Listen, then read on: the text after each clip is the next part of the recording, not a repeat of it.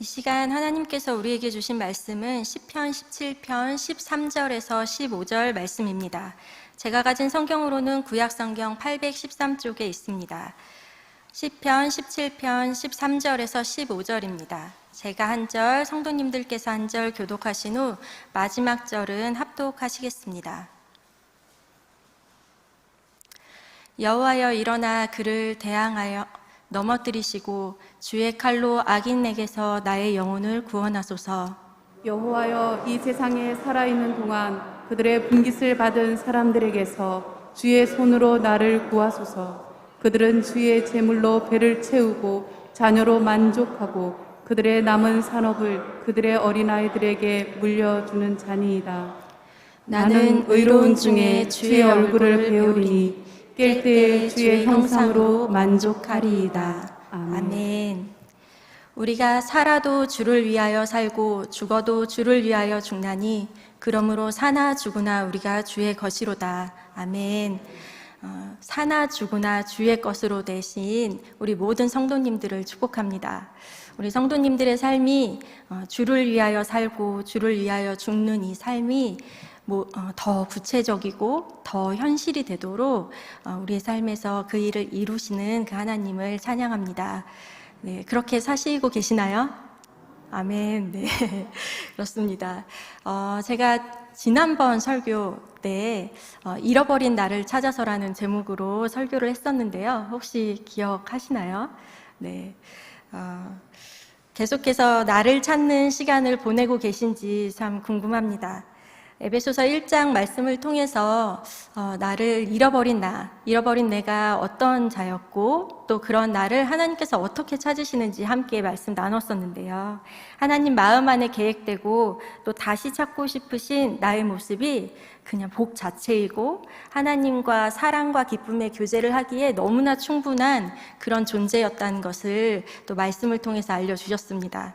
그리고 그 모습으로 계속해서 회복해 나아가는 그 삶에 우리보다 더 큰 열심과 열정으로 하나님께서 오늘도 일하고 계심을 함께 선포하며 아멘 했는데요.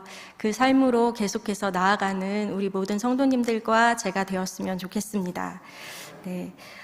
참 우리 하나님께서 찾아주시는 그 하나님의 형상, 하나님의 그 형상으로 되어질 때 우리 안에는 참 만족이 있습니다. 그렇게 믿으시나요? 네. 오늘 함께 읽은 시편 17편은 시편에서 기도라는 이름이 붙은 시편 중에 하나로 다윗의 기도입니다. 함께 읽은 본문에는 만족이라는 단어가 2번 나오게 되는데요.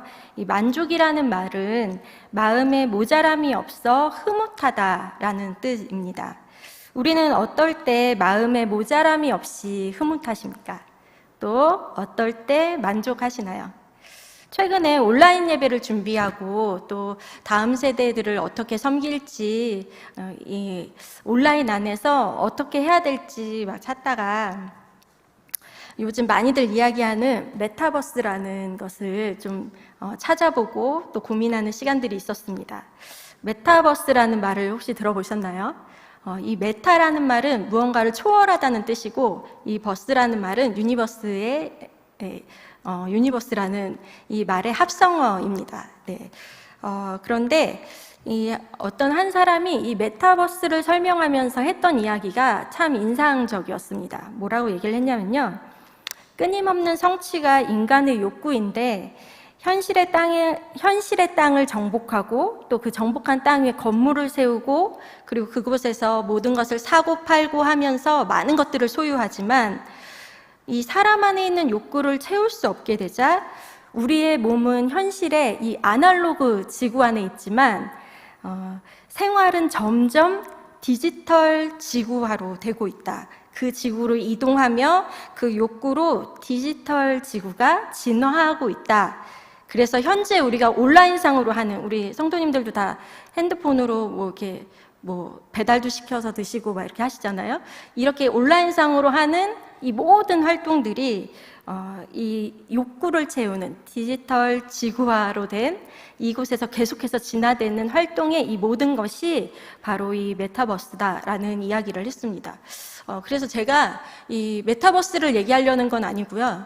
이 메타버스를 이야기하면서 했던 이 말에 참 인간이 끊임없이 추구하고 그리고 만족하지 못하는 욕구, 이것에 대해서 좀 집중하게 되었습니다.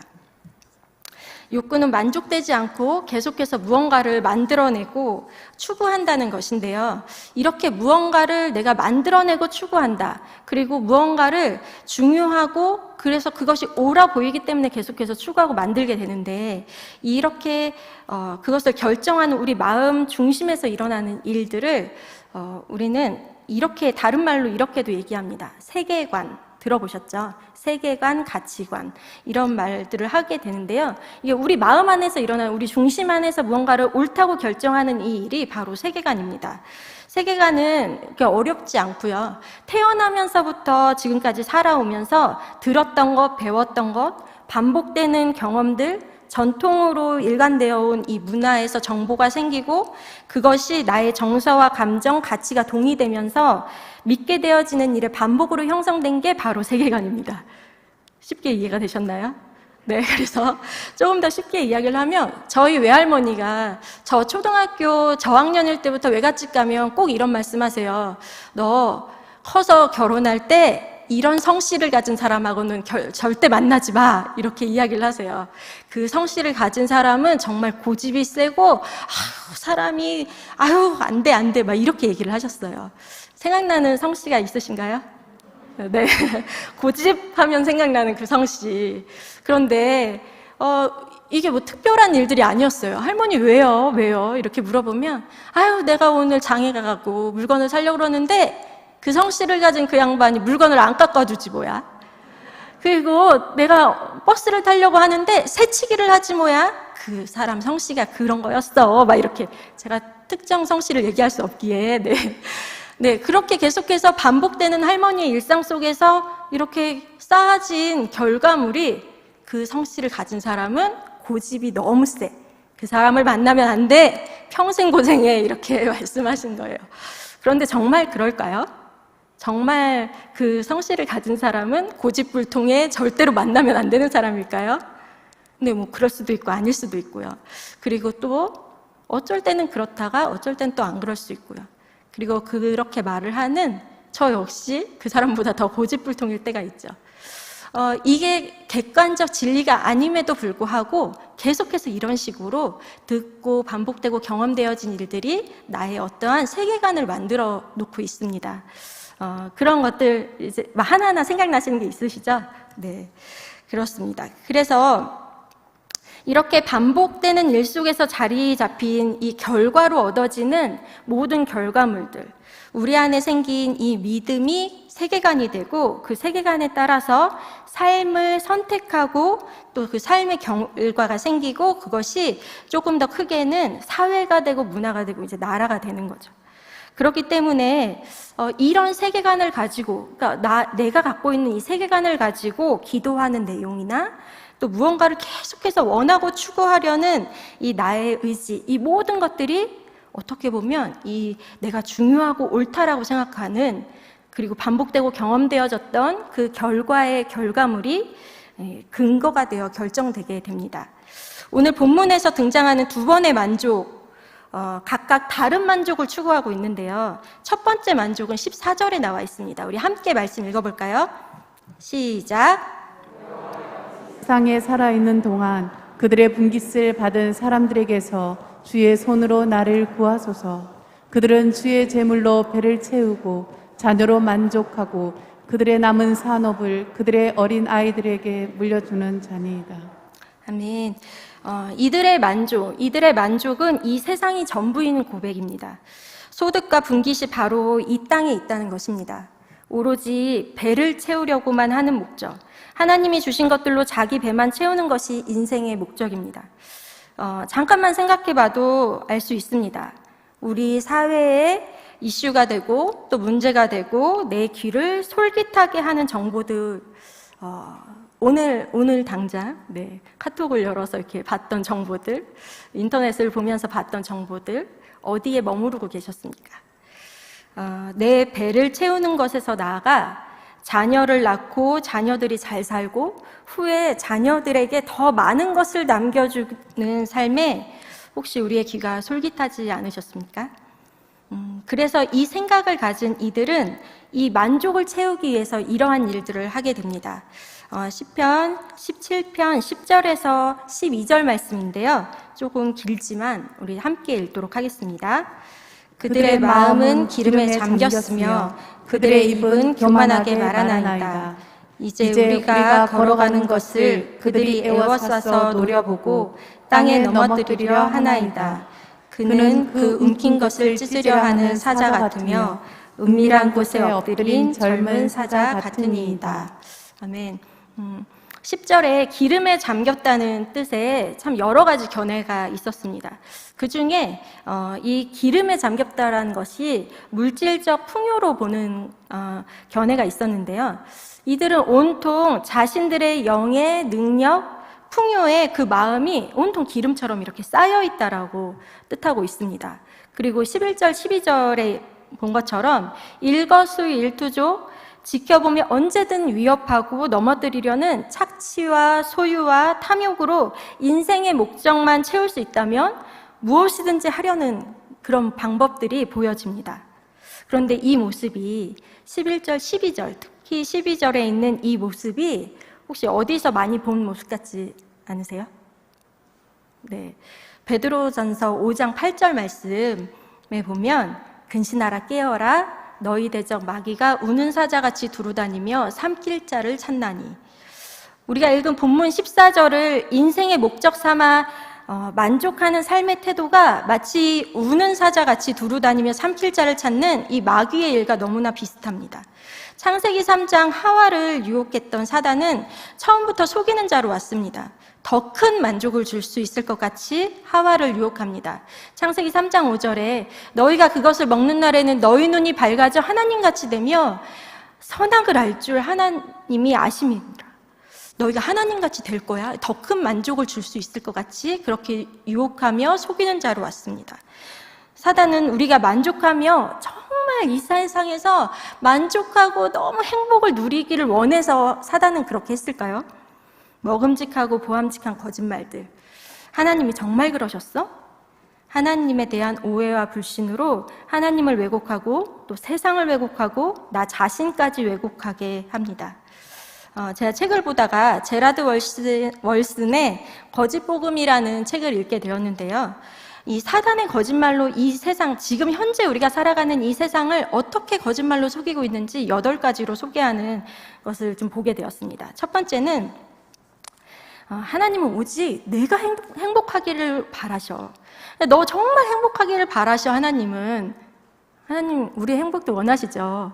그런데 이 속임은 어떻게 진행이 되냐면 주로 그래 내가 사랑하니까 여자를 선택해도 되지 라는 동성애나 수많은 이 하나님을 대적하여 결정하는 일들에 나 정말 사랑하는데 내가 사랑하니까 하나님도 원하시는 거 아니야? 이렇게 결정하게 만듭니다. 두 번째 거짓말은 위험한 선택을 할 때 꼭 이렇게 이야기하는 거죠. 인생은 한 번뿐이야.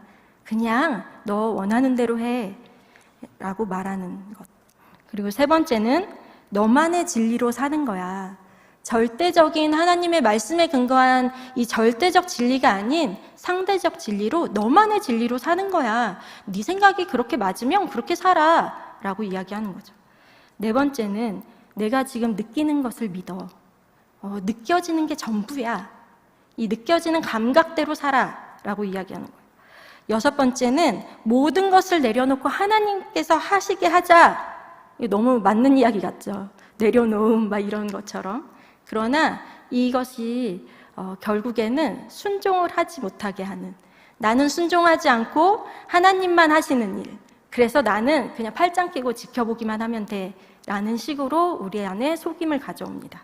그리고 일곱 번째는 십자가는 사랑이야. 하나님의 진노와 상관없어. 사랑하신 하나님이 어떻게 진노하셔? 벌하지 않고 다 받아주실 거야 라는 속임입니다. 그리고 8번째 마지막으로는 하나님은 스스로 돕는 자를 도우셔. 우리 이런 말 되게 많이 하죠. 하기도 하고 또 이 말이 성경에 써 있는 말처럼 이제 알고 있는 사람들도 참 많은데요. 하나님 스스로 돕는 자를 도우셔. 우리의 의지가 완전 배제되어야 된다라는 뜻이 아니라 이것이 마치 행위 구원으로 내가 어떻게 노력을 하면 하나님이 구원해 주실 거야 라는 행위 구원으로 우리의 모든 것들을 속이고 가리는 모습들을 지금 이 세상, 지금 우리가 살아가는 예전의 일이 아니라 지금 현재의 삶에서 너무나 많이 일어나는 일들로 이야기하고 있습니다. 사단은 우리가 잃어버린 나를 찾는 행복에는 전혀 관심도 없을 뿐만 아니라 이 일을 추구하지 못하게 만듭니다. 제가 이 말씀을 보면서 가장 바로 떠올랐던 이제 말씀 중에 하나가 느헤미야 말씀이었는데요. 느헤미야에도 이와 같은 일이 있었습니다. 52일 만에 성전을 재건했던 느헤미야. 그러나 이 일을 막았던 두 사람이 있었는데요. 산발락과 도비야, 알고 계시죠? 이 산발락과 도비야는 성벽을 재건한다는 말을 들었을 때부터 비웃고 조롱하기 시작했습니다. 그리고 방해하며 주의를 선동하고 그리고 계속해서 많은 계략들을 세우게 됩니다. 그런데 그들의 목적은 어떤 나의 의로움을 나타내기 위한 목적이 아니었습니다. 그들의 목적이 딱 하나였는데요. 느헤미야 4장 11절에 그 말씀이 있습니다. 노란색 글씨만 보면요. 그들이 알지 못하고 보지 못하는 사이에 살육하여 역사를 그치게 하리라. 그들의 목적은 분명했습니다. 그들이 알지 못하고 보지 못하는 사이에, 그들이 뭔지 분별하지도 못하는 그 사이에 살육하여 역사를 그치게 하려는 목적이었습니다. 죽이고 멸망시키려는 사단의 계략과 같은 분명한 모습이 그 안에 있었습니다. 그리고 그 방향은 다른 것이 아니라 이 하나님의 역사를 그치게 하는, 우리로 하여금 멈춰서 하나님의 일이 더 이상 진행되지 못하도록, 그 일에 동역하지 못하도록, 협력하지 못하도록 하는 것이 그들의 목적이었습니다. 모든 일을 중단시키고 더 이상 잃어버린 나를 찾으려는 이 믿음의 행진을 마치게 하려는 것이 이 사단의 목적이었습니다. 이 일에 그들은 끊임없이 느헤미야를 두렵게 하고 마음을 흔들어 놓으려 했습니다. 일을 멈추게 하는 것, 하나님의 뜻대로 살지 못하도록 막는 것, 우리로 하여금 마음을 흐트러 놓아 다른 곳으로 시선을 가게 하고 하나님의 말씀에, 우리를 향한 하나님의 계획의 걸음에 순종하지 못하게, 아예 기억조차 하지 못하게 만드는 것이 그들의 목적이었습니다. 그러나 느헤미야 6장 3절에 보니 느헤미야는 단호하게 이렇게 이야기합니다. 어찌하여 역사를 중지하게 하고 너희에게로 내려가겠느냐. 나는 이 역사를 중지할 수 없다. 그것에 내 마음을 타협할 수 없다. 그렇게 단호하게 말하며 흔들리지 않습니다. 그래서 오늘 다윗의 기도에 우리가 함께 읽었던 15절에도 다윗은 이렇게 고백합니다. 이것이 두 번째 만족인데요. 우리 함께 이 말씀 읽도록 하겠습니다. 시작. 나는 의로운 중에 주의 얼굴을 배우리니 깰 때에 주의 형상으로 만족하리이다. 아멘. 나는 다른 사람은 몰라도 나는 모든 사람들이 다른 만족에 그렇게 빠져있을 그때에도 나는 그렇게 하지 않겠다. 나는 주의 형상으로 만족하겠다라는 고백입니다. 깨어날 때마다 기대하고 바라고 추구하는 그 모든 나의 인생의 목적이 주님의 형상, 잃어버린 나를 찾게 되는 그 기쁨으로 만족하겠다는 고백입니다. 그래서 하나님의 원함이 나의 원함이 되어지는 삶, 거룩한 삶, 그 삶을 추구하겠다는 그런 고백입니다.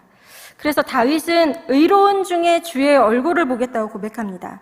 우리가 자주 봐야 또 이렇게 서로가 닮고 저렇게 생겼구나, 저렇게 닮아가야 되는구나 이렇게 알듯이 의의 옷을 입고 주님의 얼굴을 바라보겠다고 하는 이 다윗의 고백.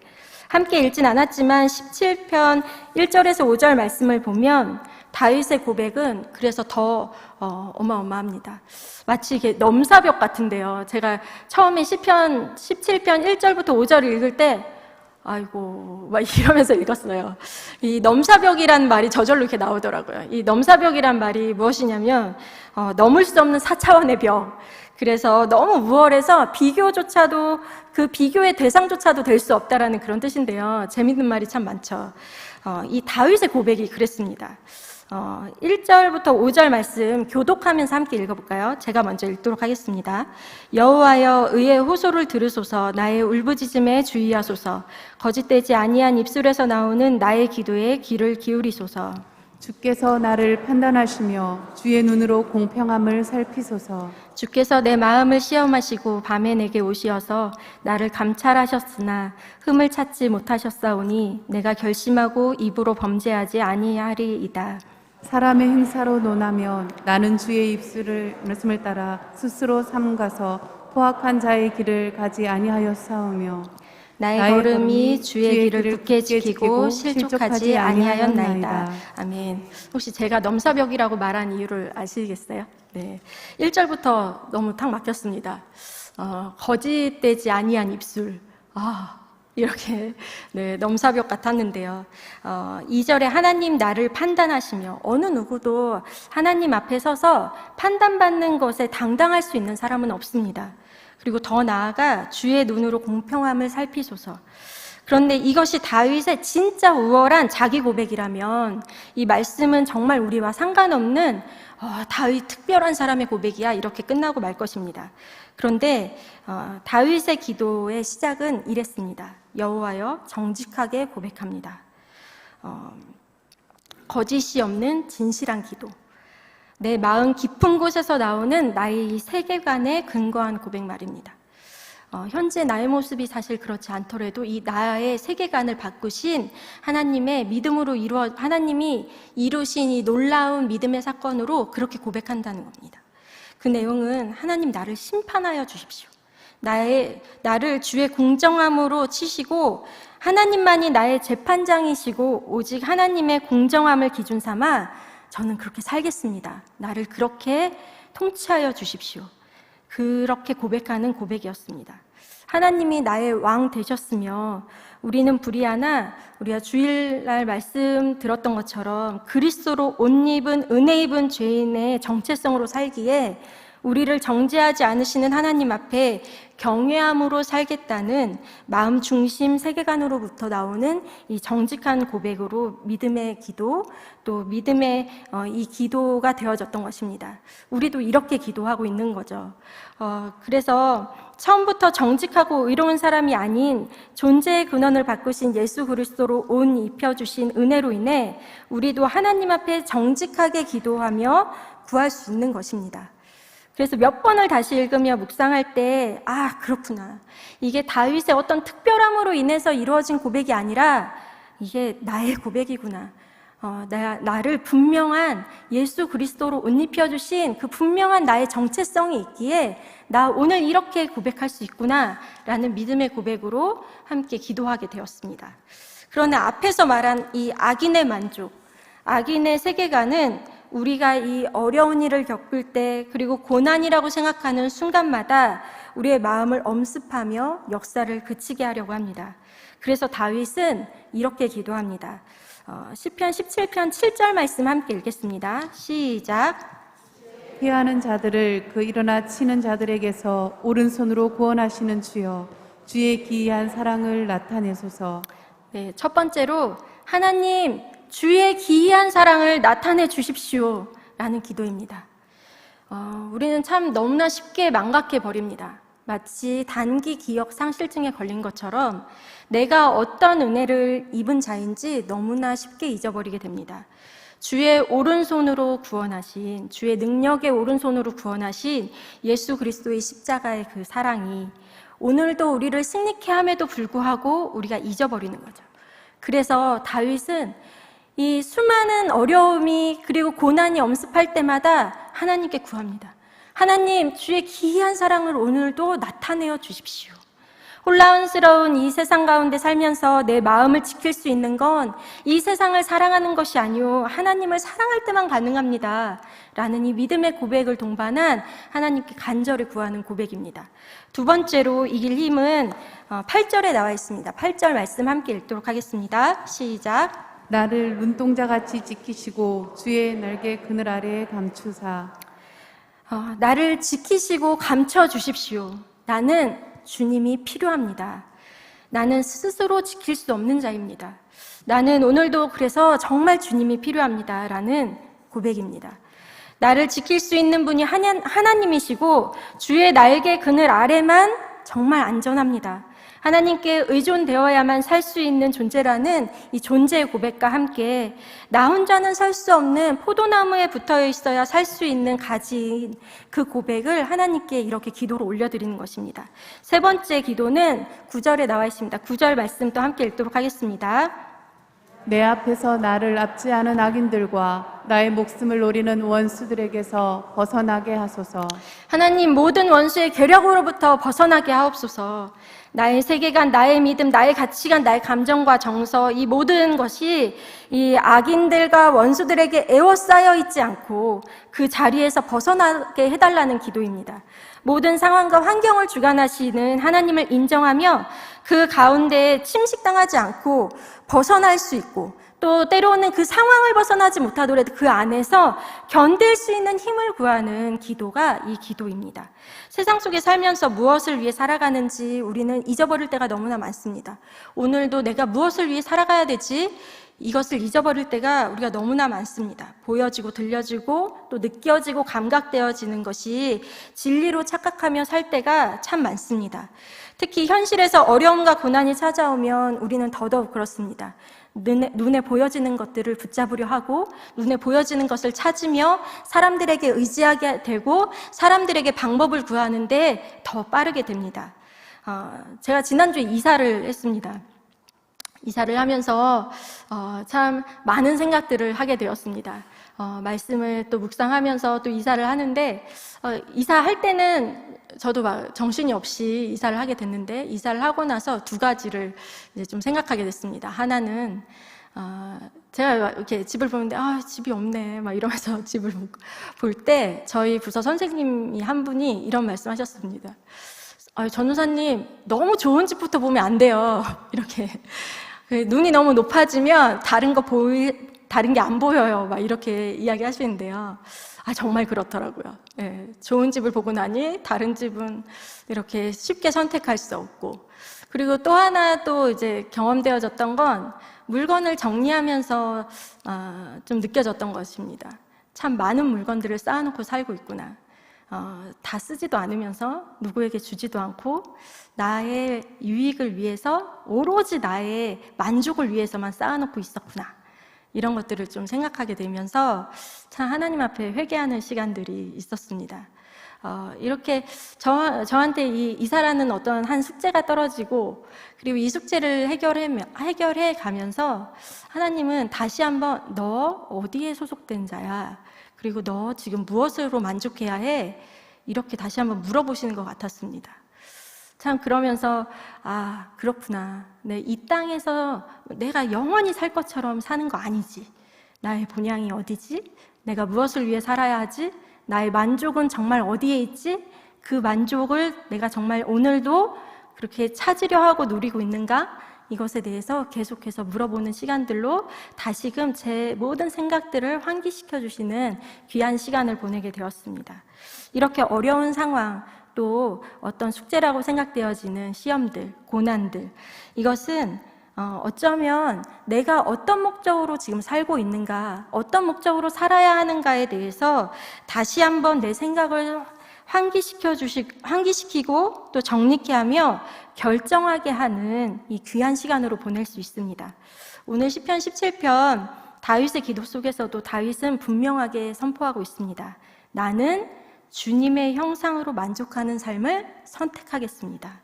우리의 고백으로 고백해 볼까요? 15절 말씀 함께 선포하겠습니다. 시작. 나는 의로운 중에 주의 얼굴을 배우리니 깰 때에 주의 형상으로 만족하리이다. 아멘.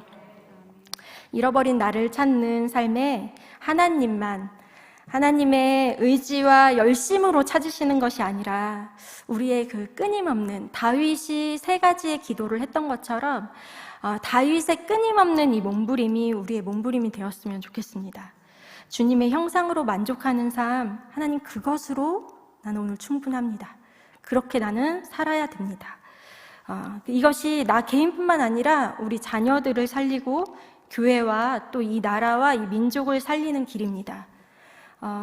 세상에서는 여전히 주님을 대적하는 일들이 일어나고 있습니다. 오늘 오전 10시에는 동성결혼을 합법화하려는 법안 심사가 계획되어 있었고, 또 연이어 차별금지법을 통과시키려는 일들이 진행되고 있고, 또 각 나라에서는 폭동과 노략과 탈취, 폭행과 억압과 전쟁, 특별히 아프가니스탄들의 상황들, 이 시대의 상황을 우리 성도님들은 어떻게 바라보고 계십니까?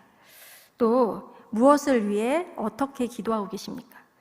나의 모든 세계관과 믿는 바와 가치와 정서까지 주님의 모든 것으로 우리는 변화되어야만 합니다. 그래서 우리 더 함께 구했으면 좋겠습니다.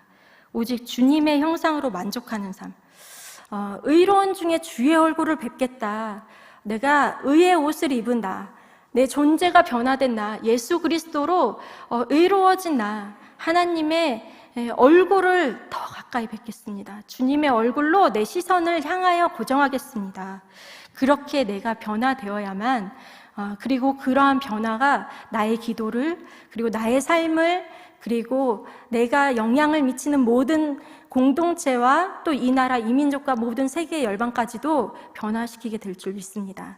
하나님은 그렇게 시작하실 건데요. 우리 시선이라는 찬양, 정말 나에게 근거된 이 모든 세계관, 이 근거되었던 것들에서부터 눈을 들어서 이 세상의 가치관과 이 모든 것들에 기름으로 둘러싸인 것처럼 그런 것들에 둘러싸여 있던 나의 이 모든 것들로부터 시선을 들어 다시금 주님을 바라볼 수 있는 의의 옷을 입고 정말 다시 주님의 그 일을 내 안에서부터 시작하게 하옵소서라는 고백으로 우리 이 찬양으로 고백하고 우리 기도했으면 좋겠습니다.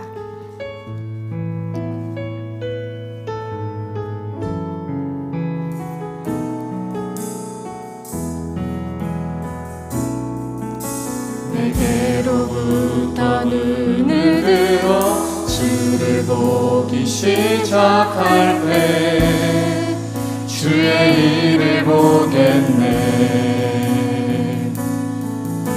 내 작은 마음 돌이켜서 하늘의 꿈 꾸게 하네.